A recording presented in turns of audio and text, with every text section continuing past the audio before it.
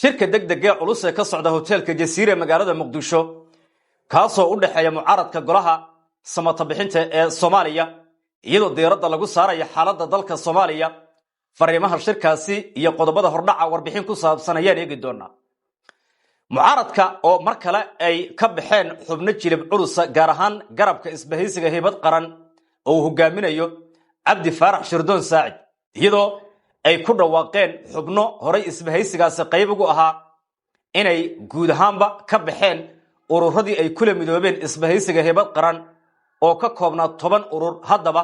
khilaafku muxuu salka ku haya saameyn nooce ayuu ku yeelan karaa isbahaysigan ee qorshihii loo dajiyay ma la fuliyay warbixin kale oo ku saabsan ayaan eegi doonaa loolanka gudoomiyaha baarlamaanka Soomaaliya oo cirka isku shareeray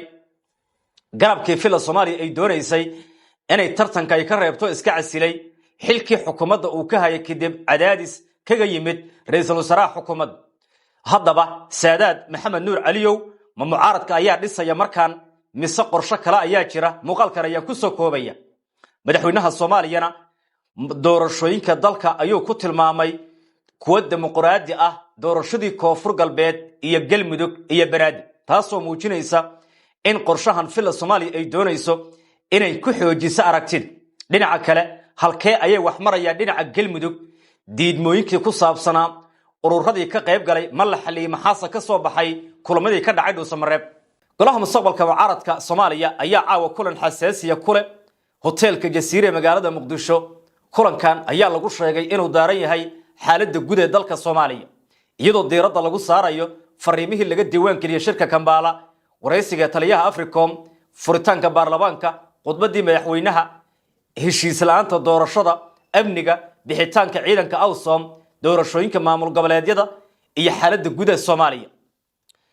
iyadoo hoteelka Jasiire isugu soo galeen xubnahan imika shir degdegan oo uga socdo isla markaan albaabada loo xiray bilowga kaasoo lagu sheegay inuu yahay shir wada tashi degdeg oo ku soo aaday xilli culus siyaasiyiinta miisaanka kule mucaaradkana ay goobjoog yihiin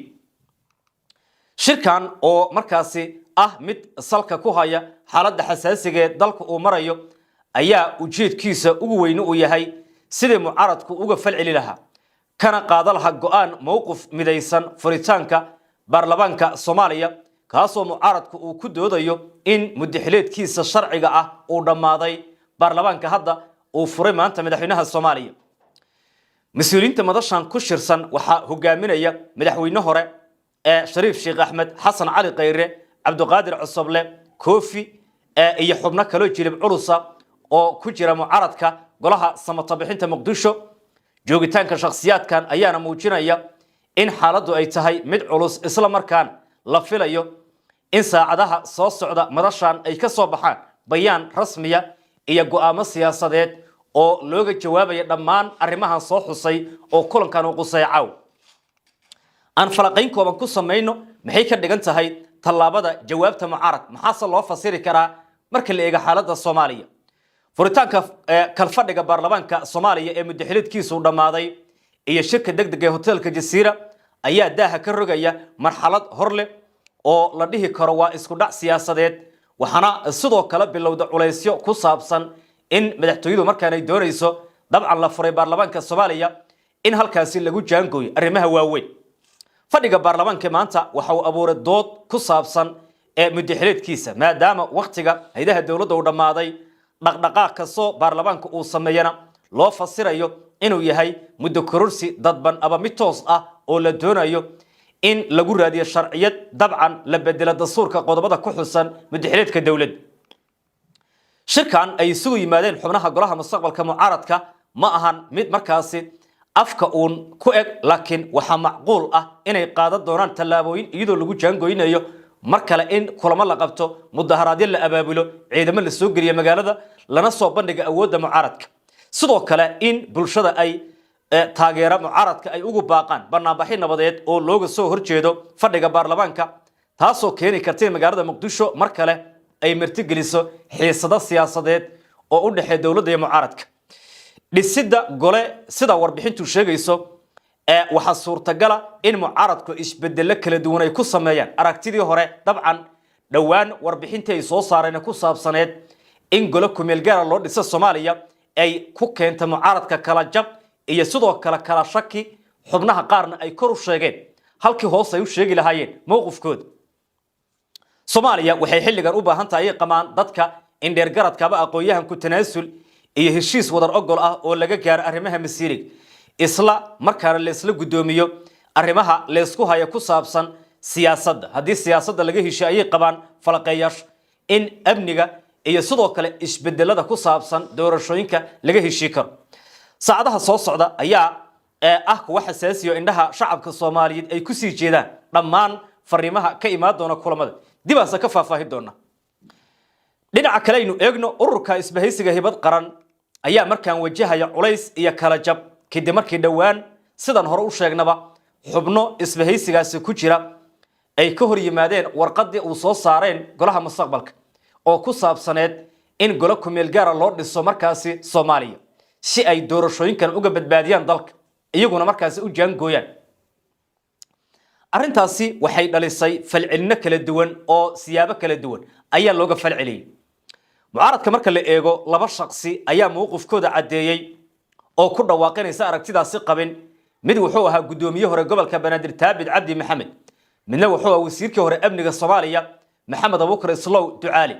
labadaasi xubnood waxay qayb ka yihiin isbahaysiga hibad qaran 10 urur ku heshiiyo hogaaminayay Cabdi Faarax Shirdoon Saacid lagu daray ururka Xaqsoor oo hogaaminayay Cabdiraxmaan Yuusuf Caynti laakiin maxaa isbedelay dabcan mucaarad la wada yahay haddana mabaadiyada ayaa lagu kala aragti duway taas ayaana qodobada lagu qiimeeyay mowqifyada la kala qaadanayo arrintaasi waxay saameyn ku yeelatay golaha mustaqbalka mucaarad sida la sheegay dabcan hibad qaran iyo golaha mustaqbalka isku biireen oo hal mucaarad wada yihiin isku mowqifna yihiin caawa marka waxa ururka hibad qaran ku dhawaaqay in ururkiisu kala baxay dibna uga laabtay aragtidii hore gudoomiye hore gobolka Banaadir Taabid Cabdi Maxamed taasoo ku dhawaaqay in mabaadiyada loo aas-aasay isbahaysiga hibad qaran ay aragtida golaha mustaqbalka mucaaradka Soomaaliya aysan isku mabda ahayn aan eegno qoraalkiisa waxa uu yiri xisbiga awoodda shacabku waxa uu kamid ahaa 10 xisbi urur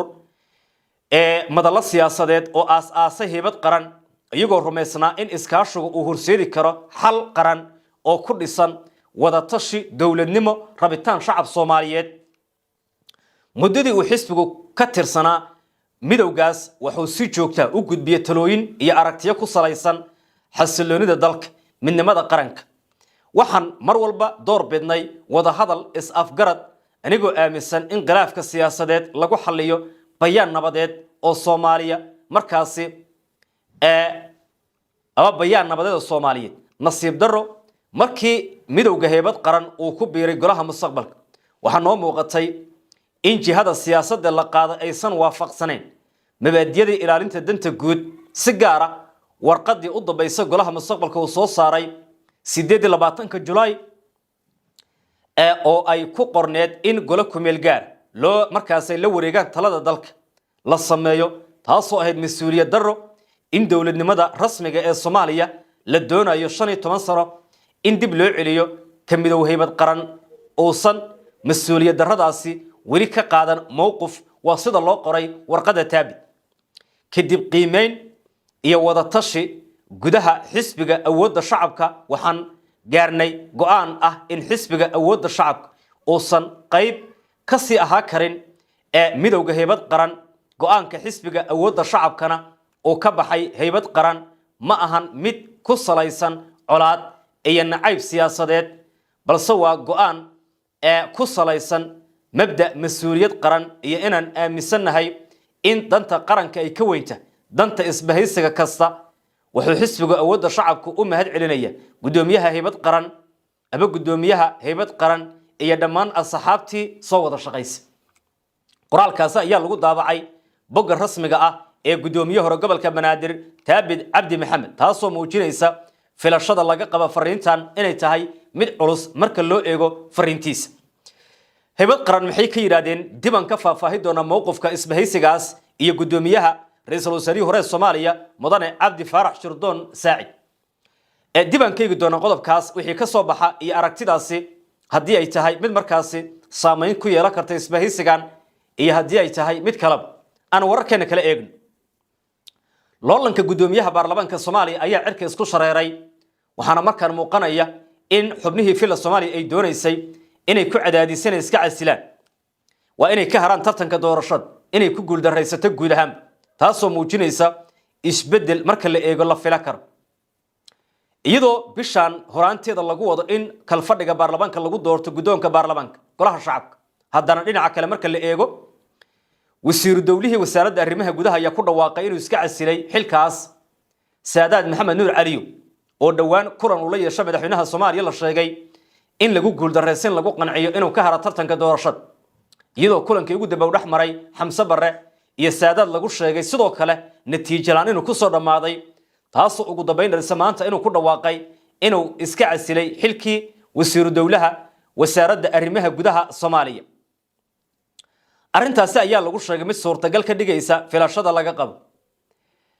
iyo sidoo kale natiijooyinka waxaana sidoo kale xogtu sheegaysa in wali ay socdaan loolan iyo dagaal siyaasadeed inkastoo aan la ogeyn halka uu ku dhamaan karo loolankaas waxaana suurtagal natiijooyinkaas in lagu qiimeeyo isbedelada dhacay dibaansa ka qiimeey doona mowqifka filla Soomaaliya ka aadan gudoonka doorashadiis dabcan xogtu sheegaysa hadda in doorashada gudoomiyaha golaha shacabka wali dooda ay ka taagan tahay oo jaamac oo filla Soomaaliya la doonaysay wali la isku haa doorashadiis aan eegno doorashada galmudug ayaan goor weegi doona iyo xaalku sidoo yahay laakiin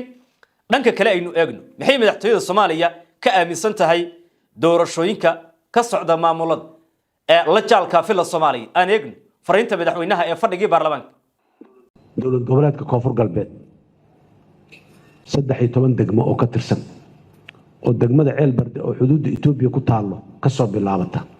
oo soo gaarta degmada Marka iyo degmada maxaan ku Baraawe oo badda Indian Ocean xeebteeda ku yaal inta u dhaxaysa ay ka dhacday qof dilay ma jiro qof dharbaaxay ma jiro qof maxaan ku raadayay wax u geystayna ma jiro himiladii ay shacabka Soomaaliyeed codkooda iyo kalsoonidooda idinku siiyeen baarlamaanka federaalka haddaad tihiin oo aad wakiil uga tihiin 4 sano ka hor Soomaaliya waxay taagneed meel ka duwan halka maanta ay taagan tahay waa astaan baarlamaan gudanaya waajibkiisii shacabka Soomaaliyeed u igmadeen go'aanada noocaas ee la gaaray ama la gaarayo maanta aniga oo furaya kalfadhiga 8aad waxa haboon inaan si cad u qeexo saldhigga sharci iyo dastuur ee uu ku furmayo kalfadhiga 8aad ee baarlamaanka federaalka Soomaaliya runtii in baarlamaanka federaalka Soomaaliya uu sii wato maanta kalfadhiga 9aad iyo kalfadhiga 10aad inaan u balano on ka hadalnaay arrin duruufo siyaasadeed ku timid ma aha arrin maxaan ku raadahay dad iska jeclaaday inay meesha joogaan ku timid ma aha waa arrin ku timiday si waafaqsan dastuurka jamhuuriyadda federaalka ee Soomaaliya waa geedi socod ku dhisan dastuurka iyo go'aanka hay'adda ugu sarreysa ee matasha rabitaanka shacabka Soomaaliyeed halkan u yaala rabitaanka shacabka wakiiladii shacabka halkan ay joogaan 20 milyan oo Soomaali ah inta qol la soo karo go'aan gaar lama dhihi karo laakiin dadka ayada adika wakiil naga ag nasiib darro ayadoo sidaas ay tahay dad Soomaaliyeed waliba siyaasiyiin shacab maaha qaarkood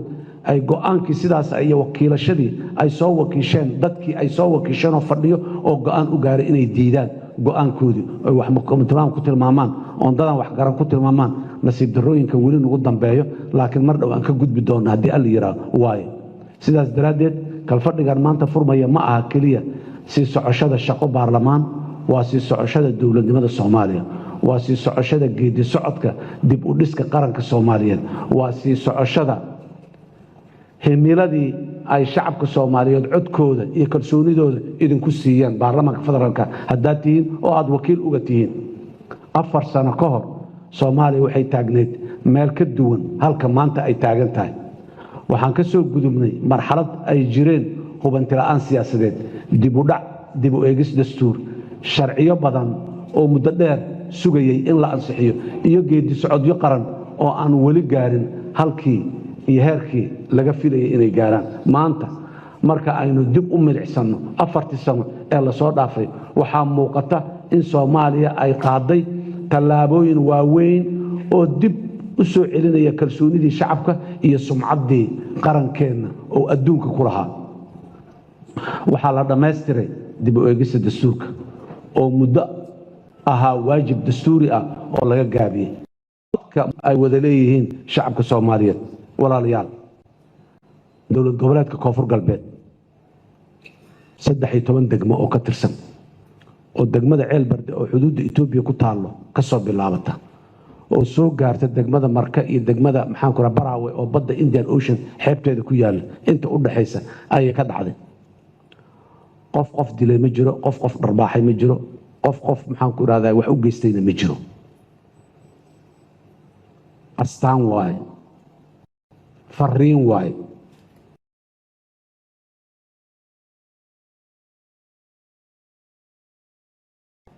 marka laga taga tii xamar ka dhacday oo ayadana aad ogeydeen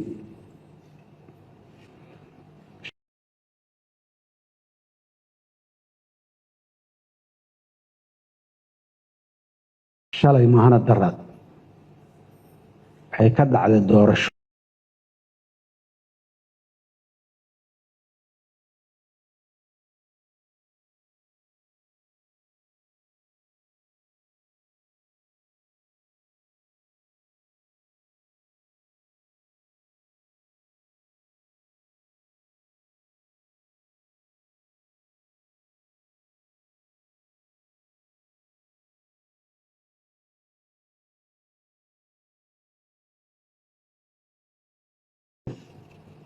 galmudug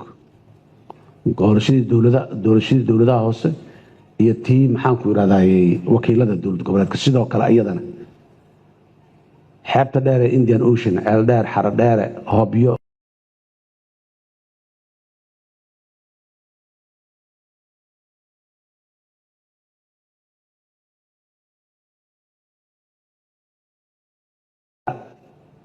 fikirkeeda iyo taladeeda iyo awoodeeda ku samaysatay ma ahayn walaalaheenni waqooyiga nooga yimidna marka laga reebo adjustment yar way nala qaateen dowladnimadii noocaas ahayd in lagu socdo 9 sano laba doorasho markii lagu galay waad ogeydeen abgamigi dhacay intii ka dambeysay 22 sano iyo 36 sano hadda mareen 57 sano muuqaalkaasi waa madaxweynaha Soomaaliya Xasan Sheekh Maxamuud fariintiisa maanta ku saabsaneed arrimaha doorashooyinka iyo xaaladda dalka taasoo uga hadlayay inta hadda la qabtay guurihii laga gaaray sida uu sheegay isagu waa hagaag galmudug wali lagu ma dhawaaqin natiijada doorashada inta badan xarunta Dhuusamareeb ayaa lagu wada in la soo gaarsiiyo codadka ugu dambeeya guddiga doorashooyinka ayaana waray soo saareen ku sheegay in wali ay qorshuhu yahay wada tashi gudoomiyaha guddiga ayaa warbaahinta la hadlay lagu marasay Cabdikariin war saxaafadeed guddiga madaxa bannaan ee doorashooyinka qaranka iyo sohdimaha oo ku saabsan habsami socodka isku dubaridida natiijooyinka doorashada bisdeedad koodeeda 2026 magaalada Dhuusamareeb xarunta dowlad goboleedka Galmudug oo hadda xarun ku meel gaar ah u ah guddiga madaxa bannaan ee doorashada qaranka guddiga madaxa bannaan ee doorashada qaranka iyo sohdimuhu wuxuu shacbiga reer Galmudug ururada siyaasadda murashaxiinta dhammaan daneeyayaasha la wadaagaya warbixin ku saabsan halka uu marayo hanaanka tirinta isku dubaridka natiijooyinka doorashada kadib markii codbixintu si guul leh ugu soo dhamaatay guud ahaan deegaamada degmooyinka iyo deegaanada ay doorashooyinka qabsoomeen guddigu wuxuu xaqiijinayaa in tirada codadku ay si rasmi ah uga idlaatay dhammaan goobihii codbixintu ka qabsoontay iyadoo la raacayo shuruucda iyo habraacyada tirinta codadka goobaha